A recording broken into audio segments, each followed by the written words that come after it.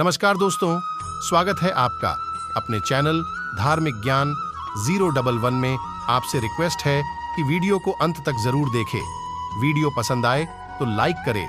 साथ ही दोस्त, रिश्तेदार मैं शेयर एंड सब्सक्राइब जरूर करें।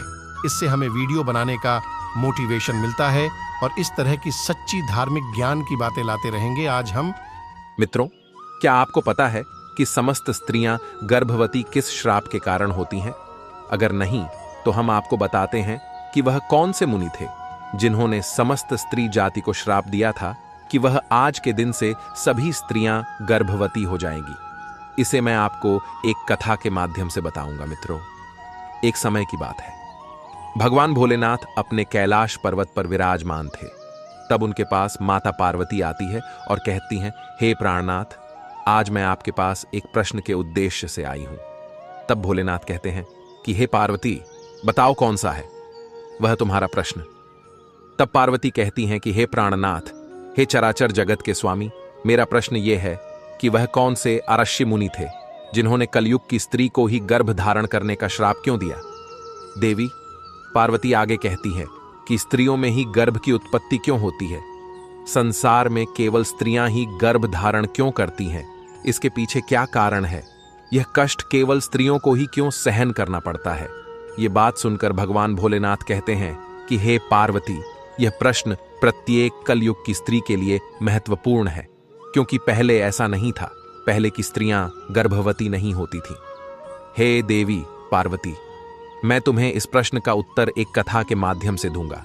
तब देवी पार्वती कहती हैं कि हे प्रभु, कृपा करके मुझे वह कथा सुनाइए। तब भगवान भोलेनाथ कहते हैं, ठीक है, मैं तुम्हें वह कथा सुनाता हूं, लेकिन इस कथा को तुम्हें पूरा सुना होगा, क्योंकि आधा अधूरा ज्ञान हानिकारक होता है। तब देवी पार्वती कहती हैं कि हे चराचर जगत की स्वामी, हे भगवान भोलेनाथ, मैं इस कथा को पूरा सुनूंगी। तब भोलेनाथ कहते हैं कि इस कथा को सुनने मात्र से ही मैं सभी के 12 पाप नष्ट कर देता हूं। जो इस कथा का श्रवण सच्चे मन से करता है, उसका अवश्य ही उद्धार होता है।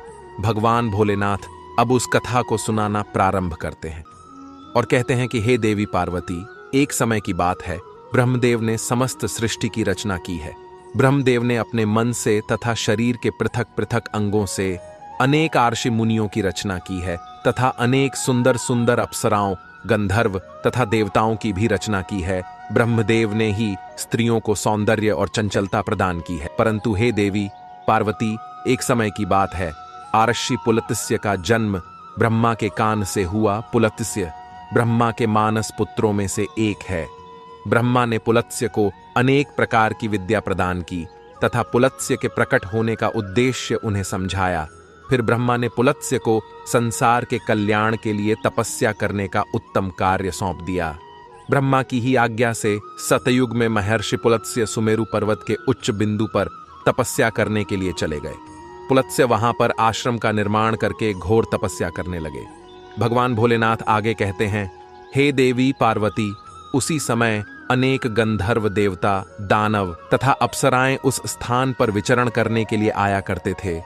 उन सभी की दृष्टि पुलत्स्य पर पड़ी तो वे सभी उनकी पुलत्स्य की तपस्या भंग करने की चेष्टा करने लगे। उन्होंने पुलत्स्य की तपस्या में अनेक बार विघ्न उत्पन्न करने का प्रयास किया।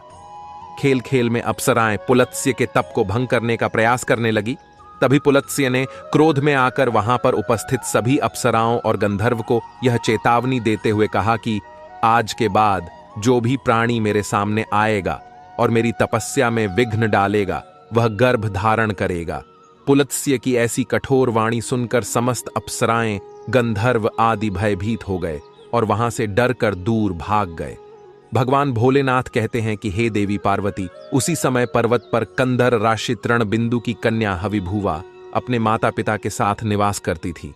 वह महर्षि पुलत्स्य के कहे गए वचन को वह नहीं जानती थी। एक दिन वह अपनी सहेलियों को खोजते हुए सुमेरु पर्वत के उस स्थान पर चली गई जहां पर आर्षि पुलत्स्य तपस्या कर रहे होते हैं। भगवान भोलेनाथ कहते हैं कि हे देवी पार्वती, तृण बिंदु की कन्या अपनी सहेलियों को पुकारते हुए महर्षि पुलत्स्य के आश्रम पर पहुंच गई। जब हविभुआ महर्षि पुलत्स्य के सामने आकर खड़ी हो गई तो उनकी दृष्टि उस स्त्री पर पड़ी। महर्षि पुलत्स्य की दृष्टि पड़ते ही पुलत्स्य के श्राप का प्रभाव हविभुआ पर पड़ने लगा। तत्काल ही उसका शरीर पीला पड़ने लगा और वह उसी क्षण गर्भवती हो गई। अचानक स्वयं के शरीर में इस प्रकार का विचित्र बदलाव देखकर हविभुआ अत्यंत घबरा गई। उतने में ही उसकी सखियां उस स्थान पर आ गईं, तो हविभुआ ने उसे उस घटना के बारे में बता दिया। फिर हविभुआ की सहेलिये उसे लेकर उसके पिता के पास चली गई। वहां जाकर हविभुआ ने अपने पिता को सारा वृतांत सुना दिया। अपनी पुत्री की यह बात सुनकर महर्षि तृणबिंदु को बड़ा दुख हुआ। अब उन्होंने ध्यान लगाकर सब कुछ देख लिया तो उन्हें पता चला कि महर्षि पुलत्स्य के द्वारा श्राप दिए जाने पर उनकी पुत्री गर्भवती हो गई है।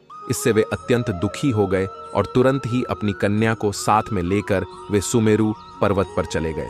भगवान भोलेनाथ आगे कहते हैं कि हे देवी पार्वती, वहां पर उन्होंने महर्षि पुलत्स्य को देखकर उन्हें नमस्कार किया और क्षमा याचना करने लगे।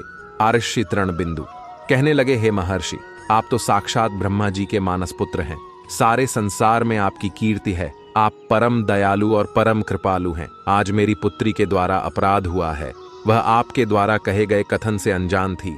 आप ही के श्राप के कारण आज मेरी पुत्री गर्भवती हो गई है। यह संसार की पहली स्त्री है जो गर्भवती बनी है। इसीलिए हे मुनिवर, अब मेरी पुत्री से कौन विवाह करेगा? इसे तो कलंक लग जाएगा। इसीलिए मैं आपसे प्रार्थना करता हूं कि आप मेरी कन्या को पत्नी के स्वरूप में स्वीकार कीजिए। मेरी कन्या सर्वगुण संपन्न है। उसके मन में किंचित मात्र भी दोष नहीं है। यह सदैव ही आपकी सेवा में तत्पर रहेगी। भगवान भोलेनाथ आगे कहते हैं, हे देवी पार्वती, इस प्रकार से आर्षि तृणबिंदु ने आदर पूर्वक महर्षि पुलत्स्य से विनती की। तृणबिंदु के आदर सत्कार और स्तुति से महामुनि पुलत्स्य अत्यंत प्रसन्न हुए और हविभुआ को दिए गए श्राप से उन्हें बड़ा दुख हुआ। फिर उन्होंने आर्षि तृणबिंदु को आश्वासन देते हुए कहा, हे मुनिवर, मैं आपकी स्तुति से अत्यंत प्रसन्न हूं। मेरे ही कारण तुम्हारी कन्या गर्भवती हुई है। इसीलिए मैं तुम्हारी कन्या को मेरी पत्नी के रूप में स्वीकार करता हूं। इसीलिए तुम अब चिंता न करो। भगवान भोलेनाथ कहते हैं, हे देवी पार्वती, इस प्रकार से महर्षि पुलस्त्य ने आर्षि तृणबिंदु की कन्या हविभुआ को पत्नी के रूप में स्वीकार किया। तदंतर तृणबिंदु की कन्या हविभुआ महर्षि पुलस्त्य के साथ उनके आश्रम पर ही रहने लगी और दिन रात सच्चे हृदय से उनकी सेवा करने लगी। महर्षि पुलत्स्य भी देवी हविभुआ की निस्वार्थ सेवा, पतिव्रता, धर्म और भक्ति से अत्यंत प्रसन्न हुए। भगवान शिव आगे कहते हैं, हे देवी पार्वती, एक दिन पुलत्स्य ने हविभुआ से कहा, हे देवी, मैं तुम्हारी सेवा और भक्ति से अत्यंत प्रसन्न हूं। इसीलिए मैं तुम्हें मेरे ही समान पुत्र की प्राप्ति होने का वरदान देता हूं। जिस समय तुम मेरे सामने आई थी उस समय मैं वेदों का पाठ कर रहा था और तुमने वेदों का श्रवण भी किया है। इसीलिए तुम्हारा पुत्र चारों वेदों में पारंगत होगा और समस्त संसार को वेदों का ज्ञान प्रदान करेगा। तुम्हारा यह पुत्र सारे संसार में विश्रवा के नाम से प्रसिद्ध होगा। भगवान भोलेनाथ आगे कहते हैं कि हे देवी पार्वती, फिर कुछ समय के उपरांत देवी हविभुआ ने एक अत्यंत गुणवान पुत्र को जन्म दिया। महर्षि पुलत्स्य के कथन अनुसार उस पुत्र का नाम विश्रवा रखा गया। विश्रवा अपने पिता महर्षि पुलत्स्य के समान ही विद्वान, सत्यवादी और धर्म का पालन करने वाले थे। उनकी ख्याति संपूर्ण विश्व में हुई। उनकी कीर्ति और महानता को देखते हुए महर्षि भारद्वाज ने अपनी पुत्री इडविला का विवाह उनके साथ कर दिया। फिर मुनि विश्रवा की पत्नी इडविला के गर्भ से एक पुत्र का जन्म हुआ जिसका नाम वैश्रवण रखा गया। वैश्रवण का ही एक नाम कुबेर है। कुबेर जी ने ब्रह्मा जी को प्रसन्न करने के लिए कठोर तपस्या की। फिर कुबेर की तपस्या से प्रसन्न होकर ब्रह्मदेव ने उन्हें वरदान दिया और उन्हें उत्तर दिशा का स्वामी तथा धना अध्यक्ष बना दिया। भगवान भोलेनाथ आगे कहते हैं, हे देवी पार्वती, इसके साथ ही मन की गति से चलने वाला पुष्पक विमान कुबेर को भेंट दिया। कुबेर जी धन के स्वामी हैं। गंधमादन पर्वत पर स्थित संपत्ति का चौथा भाग कुबेर जी के ही नियंत्रण में है। कुबेर जी ने उस धन का 1.25 भाग मनुष्यों को प्रदान किया। महर्षि विश्रवा की दूसरी पत्नी का नाम कैकसी था। भगवान शिव कहते हैं, हे देवी पार्वती, एक बार मैंने ही तुम्हारे लिए अत्यंत सुंदर महल का निर्माण करवाया था जिसे लंका नाम दिया था। उस लंका के गृह प्रवेश के समय मैंने आर्षि विश्रवा को भी निमंत्रण दिया हुआ था। आर्षि विश्रवा अपनी पत्नी को लेकर लंका के गृह प्रवेश में गए आए थे। जब मैंने ऋषि विश्रवा को दान मांगने के लिए कहा, तब विश्रवा की दुष्ट पत्नी कैकसी ने छल से विश्रवा को लंका मांगने के लिए विवश कर दिया और मैंने वह लंका उन्हें दान में दे दी थी। तब माता पार्वती कहती हैं कि हाँ प्रभु, मुझे याद है। तब भगवान भोलेनाथ माता पार्वती से यह भी पूछते हैं कि क्या तुम्हें यह भी याद है कि तुमने क्रोध में आकर कैकसी को श्राप दिया था और श्राप देते हुए कहा, आज तुमने मेरे पति से जिस सोने की लंका को मांगा है, एक दिन वही तुम्हारी यह सोने की लंका को जलाकर भस्म कर डालेंगे। तब देवी पार्वती कहती हैं कि हे प्रभु, मुझे सब कुछ याद है। भगवान भोलेनाथ आगे कहते हैं, जिसके बाद विश्रवा जी को मैंने जो लंका प्रदान की थी, उस सोने की लंका को अपने पुत्र कुबेर को प्रदान की, किंतु बाद में कैकसी के पुत्र रावण ने कुबेर से वह लंका छीन ली। लेकिन त्रेता युग में मेरे ही एक अवतार हनुमान जी ने उस सोने की लंका को जलाकर भस्म कर डाला था। भगवान भोलेनाथ आगे कहते हैं कि हे देवी पार्वती, इस प्रकार से महर्षि पुलत्स्य के श्राप के कारण संसार की स्त्रियां गर्भवती होती हैं। ब्रह्मा ने संसार की समस्त स्त्रियों को पुरुषों से भी अधिक सहनशील बनाया है। उनमें हर दुख को सहन करने की क्षमता पुरुषों से अधिक है। इसीलिए स्त्री की रचना करने में ब्रह्मा को सबसे अधिक समय लगा। गर्भ धारण करना यह स्त्रियों के लिए श्राप रूपी वरदान ही है। ब्रह्मा ने समस्त स्त्रियों के अंदर ममता और प्रेम का भाव डाल दिया, जिससे स्त्रियां अपने बालक का लालन पालन कर सके। इस संसार में स्त्रियों की तुलना किसी से नहीं की जा सकती। स्त्रियां ही इस संसार का आधार है। इसीलिए इस संसार की सर्वश्रेष्ठ रचना स्त्री को ही कहा गया है।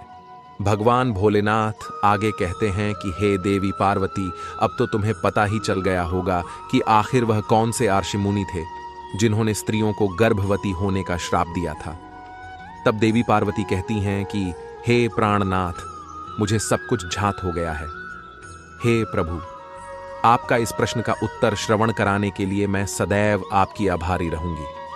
तो मित्रों, इस प्रकार से महर्षि पुलत्स्य के श्राप के कारण ही संसार की स्त्रियां गर्भवती होती हैं।